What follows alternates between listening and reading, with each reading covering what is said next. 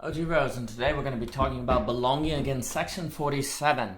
And we're going to be talking in this section how it seems like today we're all diplomats, how a lot of those situations we're describing in pluralism with these different tensions between givens and releases, credibility, authority, and all of these problems, how they actually sound a whole lot like international relations and diplomacy, say as described by Kissinger or Barack Obama or Huntington. And this section is meant to draw attention to that parallel because perhaps by studying international relations, diplomacy, and things like that, we might get a better sense of how to operate domestically now. Ultimately, I am always very interested. Perhaps the historical episode that most interests me is the Cuban Missile Crisis, and all of this makes me think of that, but I'd have to explain that elsewhere. Pluralism, indeed, seems to make everyone be in a situation where we have to reason and think institutionally and socially like someone like Kissinger. And, a way to kind of sum this up is that Kissinger really argues in favor of credibility for American hegemony. And he also believes that if you don't have a nation that kind of is a force of hegemony in the world, then you end up getting global chaos. You can't really establish a global order. It's too diversified. It's too difficult to establish. Negotiations and things fall apart. But then, in order for that global hegemony, say of America, to maintain the power, to maintain the ability to influence a global order, it has to have credibility. And credibility basically is when America says do X or else Y, other nations really believe that if they do X, Y will happen.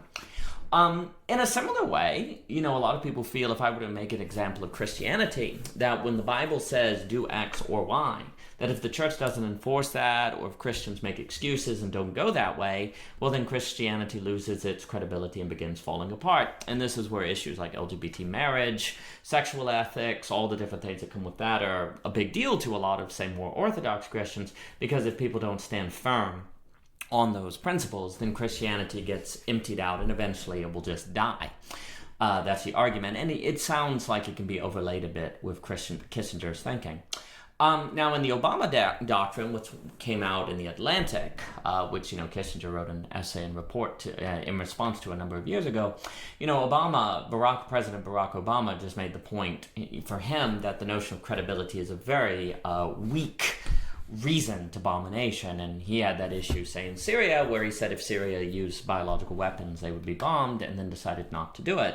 A lot of people were really upset by this, but Barack Obama made the point that we needed to be freed from what he called the Washington playbook, which he thought worked really against America and contributed to America making very bad decisions and hurting its credibility in the global eye. So, for example, the Washington playbook arguably led to America invading Iraq, and in invading Iraq, it really, really had its global credibility hurt. Now, for Kissinger, not invading Syria really hurt American credibility. And so there's a debate here, that goes back and forth, and people take their sides. Similarly, for many Christians in the church not making space for LGBT marriage, this precisely destroys its credibility because it seems like an outdated institution that doesn't know how to make space for the other. Also, it seems like hypocrisy, and it goes against its very purpose, which is to love others and to be like Jesus. Likewise, if America is supposed to create global order in Barack Obama's mind, for America to invade Iraq precisely shows that it's an agent of chaos. So it shouldn't follow the Washington playbook, whereas, for Kissinger, if you don't have credibility, the nations will start doing what they want to do and not really taking America seriously, which will lead to world war. In some respects, you could say for Kissinger, America acting quickly to maintain credibility in, say, small proxy wars or small affairs is how you avoid a World War III. Where if you don't act on the small scale, eventually you're going to have to act on a large scale, and you're going to be in really, really big trouble. And for Kissinger, you can't separate diplomacy and force. If you do, then diplomacy is empty and it will not succeed.